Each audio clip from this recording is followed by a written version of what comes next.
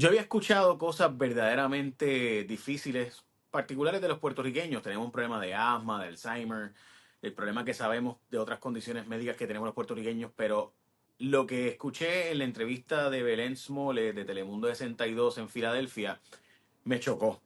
Y le doy las gracias a alguien que pueda hablar de este tema con autoridad. Y es básicamente que no son los argentinos, no son los venezolanos, son los puertorriqueños los que caen en este tipo de adicciones y por qué esa circunstancia, ¿no? Así que con nosotros Camila Gelpi Acosta, doctora, socióloga, que nos va a explicar una investigación científica y más bien pues lo que ella ha entendido es algo que afecta particularmente a la comunidad puertorriqueña en los Estados Unidos, obviamente Puerto Rico.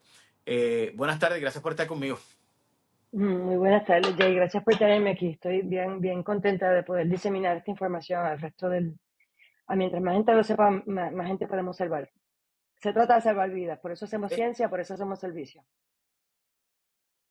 Eso mismo, primero, o sea, ¿cuál es la investigación? O sea, Ujú. específicamente los hallazgos que ustedes han encontrado y cuál es el grupo, ¿verdad? Y dónde usted es profesora, etcétera. Yo sé que es doctora, sé que es doctora en sociología, que es un tema muy importante, pero, o sea, ¿cómo se hace este research? Sí, bueno, yo soy puertorriqueña de Barranquitas, Puerto Rico. Estoy egresada de la UPI en Río Piedra. Hice mi doctorado en el New School for Social Research aquí en Nueva York. Y soy profesora de justicia penal en CUNY, en la universidad, básicamente como la UPI de Nueva Ujú. York. De Nueva York. Sí. Entonces yo hago, desde el 2017, estoy consiguiendo funding del NIH para eh, eh, documentar qué es lo que está ocurriendo en términos del VIH, la hepatitis C y la sobredosis con drogas de los puertorriqueños en la diáspora. Específicamente los que migran de Puerto Rico, los que no hablan inglés, los que están en la calle. Y desde el 2017 le estoy siguiendo el rastro gracias al funding de NIH y tengo varias publicaciones ya en el tema donde documento sus vulnerabilidades y cuán específicas son. Pero no es hasta el 2019 que un colega mexicano de Arizona State University, Manuel Cano, el doctor Manuel Cano, se acerca y me extiende una invitación para analizar unos datos que él está mirando de sobredosis nacional en todo Estados Unidos, no cuenta a Puerto Rico, y en esos datos, él está mirando y se está dando cuenta de que son los puertorriqueños los que están muriendo de sobredosis. No son los mexicanos, no son los argentinos, no son los venezolanos, no son los dominicanos, somos nosotros, los puertorriqueños. Y esto es así desde el 2015 hasta hoy. Sigue siendo hoy una verdad. En los últimos 8 o 9 años, esto es un social fact. Es una verdad científica. ¿Por qué estamos muriendo? Preguntas tú, Jay. ¿Por qué estamos muriendo de sobredosis los puertorriqueños más que ningún otro grupo? Porque usamos drogas más que ningún otro grupo. Puerto Rico es un trampolín jurídico, ¿no? Territorial hacia Estados Unidos. La droga que entra a Puerto Rico viene de Venezuela, o sea, Colombia pasa a Venezuela, de Venezuela pasa por el Caribe hacia Miami. O coge la ruta de Ecuador y todo Centroamérica, México, y entonces llegan al oeste de Estados Unidos. Son las dos rutas que se utilizan para llegar a Estados Unidos, que es el país número uno en consumo de drogas en el planeta. Ningún otro país consume tanta droga como este país. Estados Unidos, quiero decir. Entonces, Puerto Rico está en la ruta del narcotráfico, a diferencia a diferencia de la mayoría de los otros países latinoamericanos. No se da en Venezuela, por ejemplo, que recibe toda la droga de Colombia, el fenómeno de desarrollar una demanda por el producto. Venezuela es literalmente trampolín y se van en speedboats hacia el Caribe, la República Dominicana o Puerto Rico. En la República Dominicana hay una demanda pequeña por drogas, pero la demanda de drogas real en el Caribe es Puerto Rico. Y es porque siempre ha sido así. Puerto Rico siempre ha sido, desde el 1961-69, cuando Richard Nixon declaró la guerra contra la droga, el trampolín de la droga colombiana hacia Estados Unidos. Son décadas, Jay, décadas de estar en ese tránsito, en esa ruta, y se ha generado una demanda enorme en Puerto Rico. En Puerto Rico las personas se inyectan, tiene la tasa de inyección de drogas más alta de toda Latinoamérica. Brasil le sigue en un very distant second. sea, Brasil tiene una tasa de inyección de drogas más bajita que Puerto Rico. Tú pensarías que no, ¿verdad? Es así de fuerte, ¿no? Las décadas y décadas y décadas de narcotráfico que pasa por Puerto Rico hacia Estados Unidos. Se ha generado tremenda demanda. Entonces, no solo tenemos alrededor de 30.000 inyectores de drogas en la isla, sino que muchos de esos inyectores, 30.000 inyectores de drogas que tenemos documentados, se van para Estados Unidos.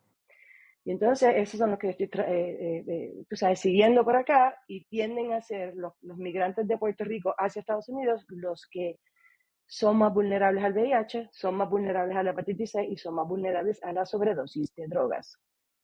No solo el hecho de haber nacido en Puerto Rico te hace más vulnerable aún cuando estás en Estados Unidos.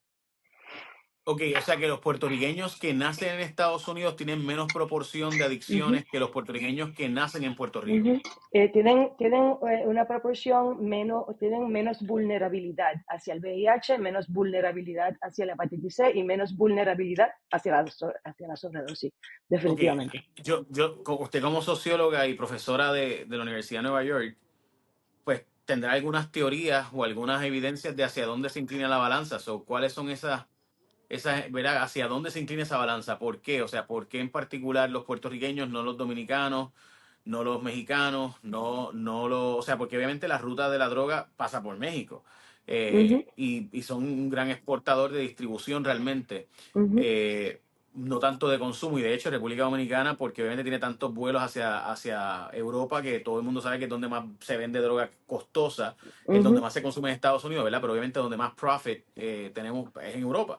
So, hay una teoría de por qué los mexicanos, los venezolanos no, mientras que nosotros sí. Bueno, los mexicanos, no sería cierto decir que los mexicanos no. Lo que pasa es que en términos de tasa, de proporcionalidad, no caen en la inyección de drogas tan frecuentemente como el puertorriqueño cae. Pero el norte de México, lo que es el área de Juárez, Chihuahua, la frontera, está lleno de personas que se inyectan drogas y son mexicanos. Ah, mucho menos lo ves ya hacia el sur, que por donde también trasiega la droga, ¿no?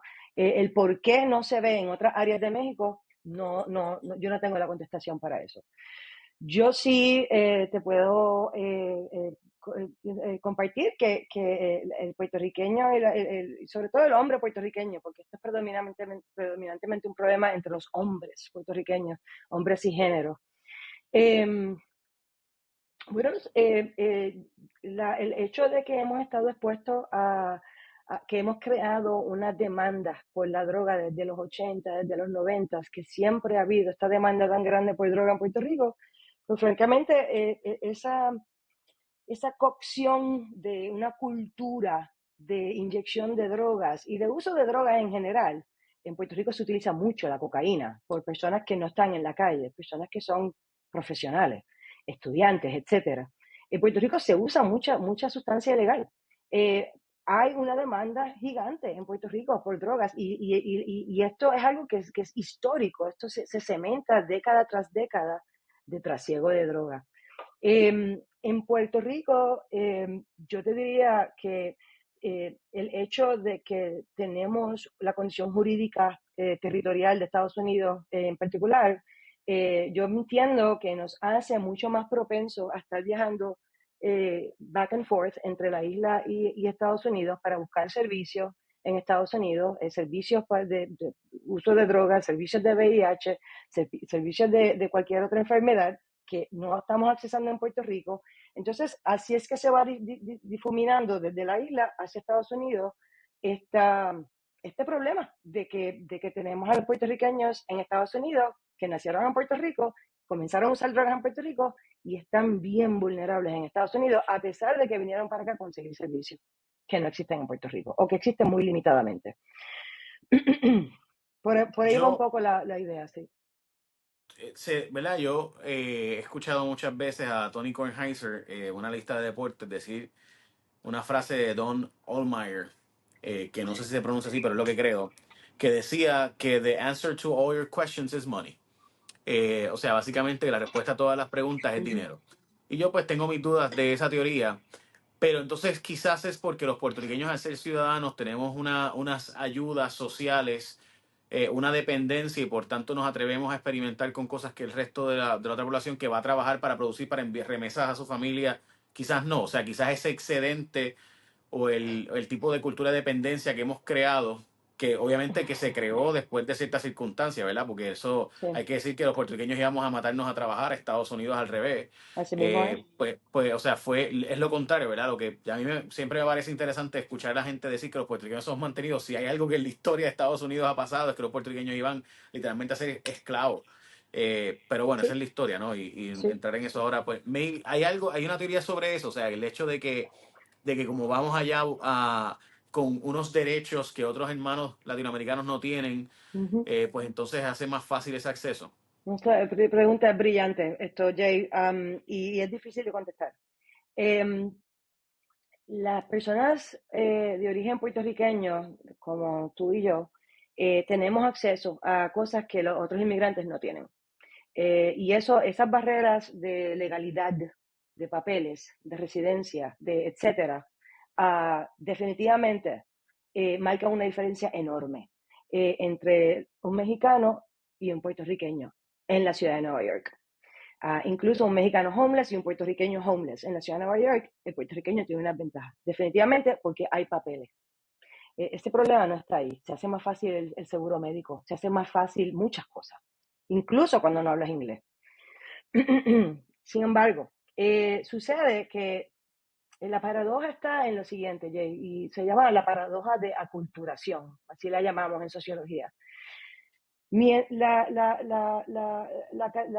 científicos y científicas que estudian la diáspora latinoamericana en chilenos en el oeste, etcétera, indican que las personas mexicanas que nacieron en Estados Unidos tienden a ser menos saludables que las personas mexicanas que llegan nuevas de México. Y lo mismo con salvadoreños, guatemaltecos, etcétera, etcétera. You get the point. Los que vienen de afuera tienen mejores hábitos alimenticios, no tienen diabetes, muchas cosas que pasan cuando tú naces en Estados Unidos que inevitablemente te llevan a tener más enfermedades que tus counterparts en tu país de origen. Los puertorriqueños al revés. El puertorriqueño que nace en Estados Unidos tiene más chances de ser más saludable que el puertorriqueño que viene de Puerto Rico. Somos los únicos que somos diferentes. Y eso lo llamamos the acculturation paradox. Porque mientras más estamos acá, para estas otras personas, estos otros grupos latinos, mientras más tiempo están acá, más se enferman. Nosotros los puertorriqueños, sin embargo, funcionamos al revés. Parece ser que llegamos ya a este territorio geográfico en el norte eh, con unas conductas y unas situaciones médicas que son más complejas y mucho más vulnerabilizantes que los boricuas que ya estaban aquí. Sí.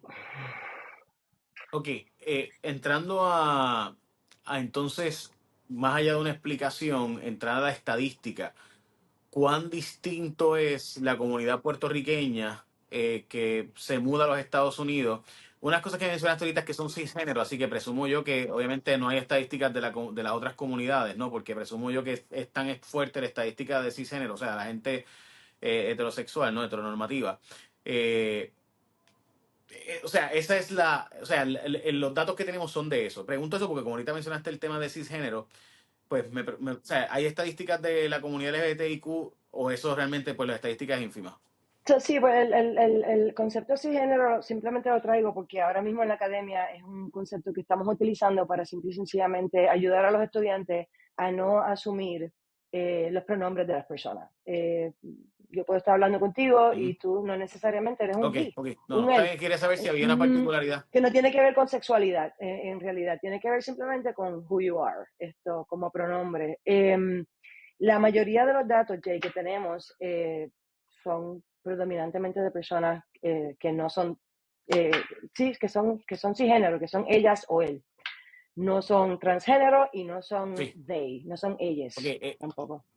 Es que, sí, ok, estoy consciente. Presumo que no, por eso es que quería saber si había la misma conducta de la comunidad trans, etcétera, pero presumo que son tan pocas las personas que pues no tenemos estadísticas todavía de esa comunidad, ¿no?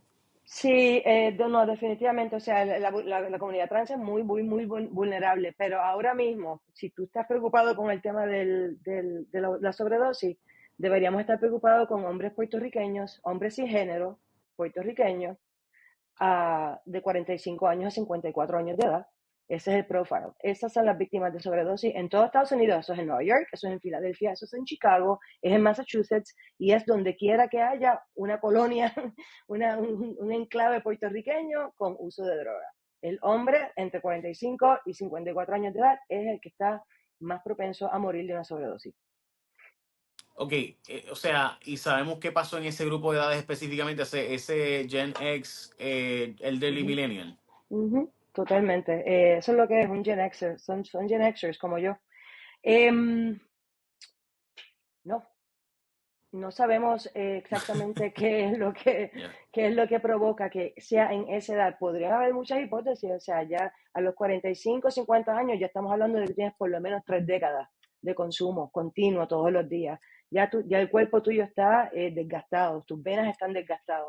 Es altamente probable que ya tú tienes otras condiciones físicas que te están debilitando. Ya no estás joven y llevas 30 años inyectándote drogas.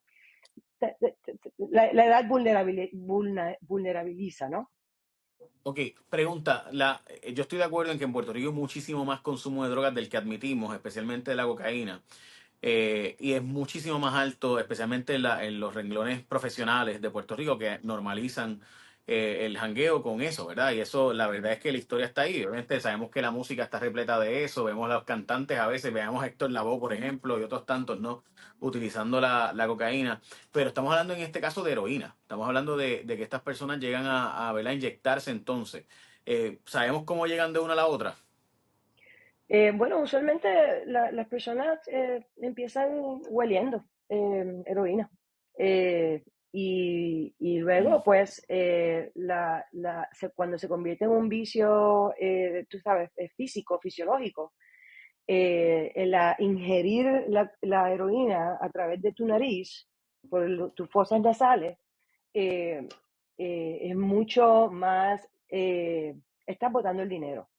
Se te hace difícil conseguir $10 para conseguir esa bolsa de heroína, te la vas a terminar inyectando porque va directo a la sangre. Y no tienes Ujú. dinero para estar esperando que a los 15 minutos te haga efecto por la nariz.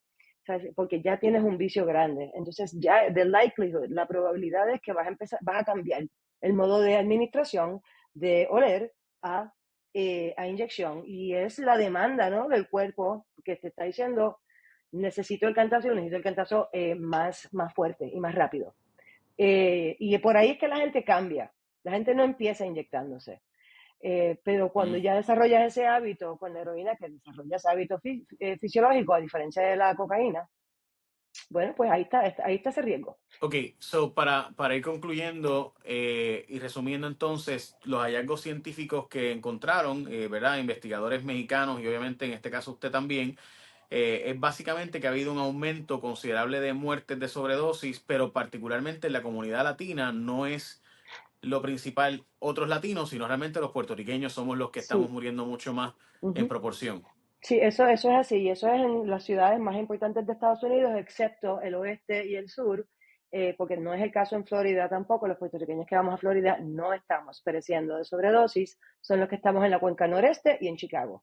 Esa es, la cuenca noreste y Chicago. En Nueva York, el año pasado murieron 346 boricuas al año, en un año. 346 boricuas, solamente en la ciudad de Nueva York. Sí, Um, básicamente uno al día. uh-huh, Eh, ok, entonces, y eso no pasa con las otras comunidades latinas y eso es lo que no, te levantó no. la alarma de aquí está pasando algo.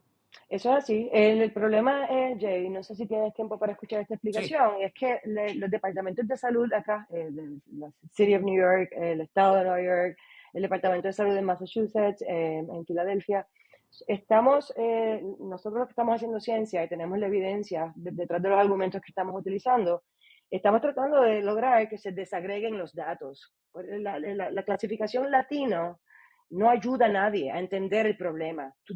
Tenemos que desempacar eso y ver quién en la comunidad latina está muriendo, quién en la comunidad latina está cogiendo VIH por inyección de droga, quién tiene hepatitis C.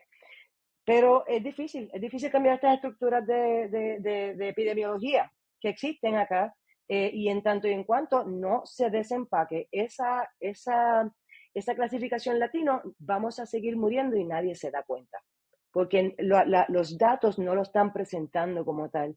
Cuando tú comparas la muerte de sobredosis de latinos contra la muerte de sobredosis de non-Hispanic whites, de los blancos no latinos, los blancos parecen estar más vulnerables que nosotros.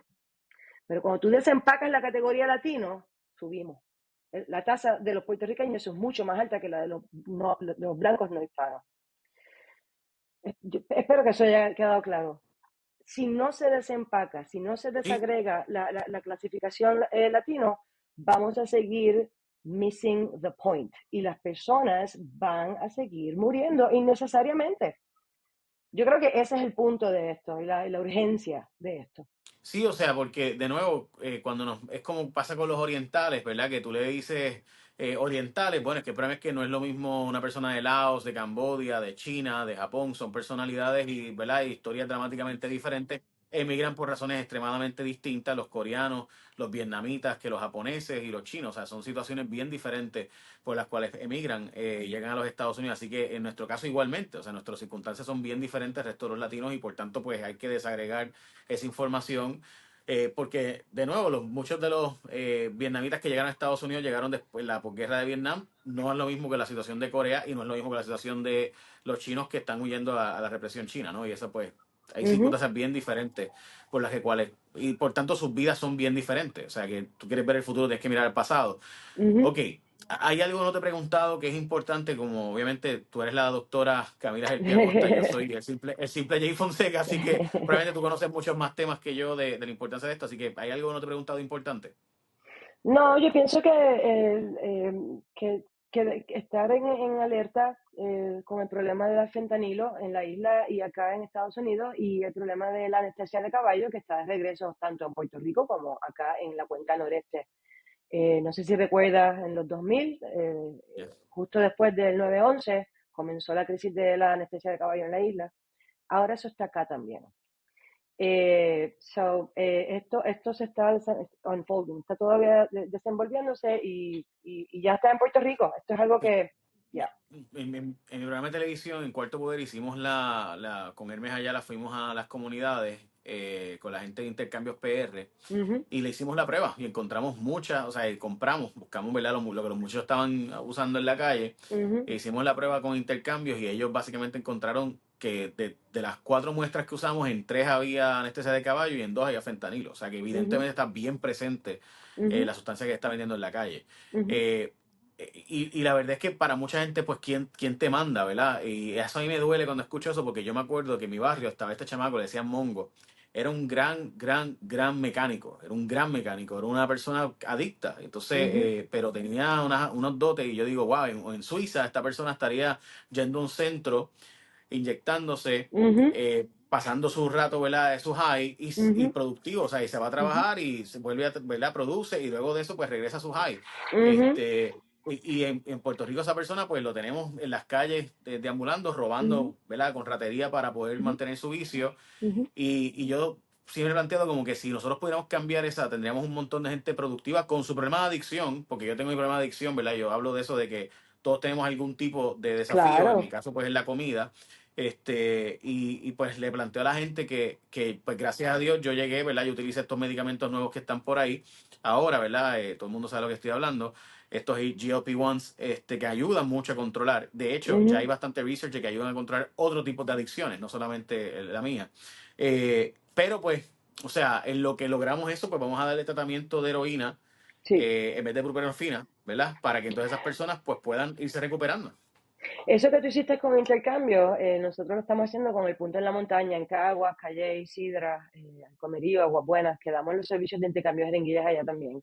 Y estamos haciendo esas pruebas de silacina y de fentanilo, eso sale todo positivo. Positivo. Así que no es solamente en San Wow. Juan, no es solamente en O sea que Fajardo, esto está está en la rampante otra montaña. vez. Sí, sí, está en todas partes. Así que probablemente vas a tener que cubrir el tema de nuevo. Y si te interesa hablar con gente de la montaña, te puedo probablemente. conectar con el punto en la montaña. Claro, claro, claro, nos interesa mucho porque creemos que, de nuevo, o sea, hay que buscar la forma holística de salvar estas vidas y de buscar la Ujú, manera de que puedan ser productivas. O sea, yo no tengo, no hay ninguna razón por la cual estas personas que pueden hacer muchos trabajos que nos hacen falta, los tengamos ahora mismo de ambulantes, etcétera, ujú, cuando realmente necesitan este tratamiento ujú. y poder ser totalmente productivos en una sociedad que necesita trabajadores, necesitamos constructores, necesitamos un montón de, ¿verdad? De otros asuntos. Mecánicos. En todo, de acuerdo.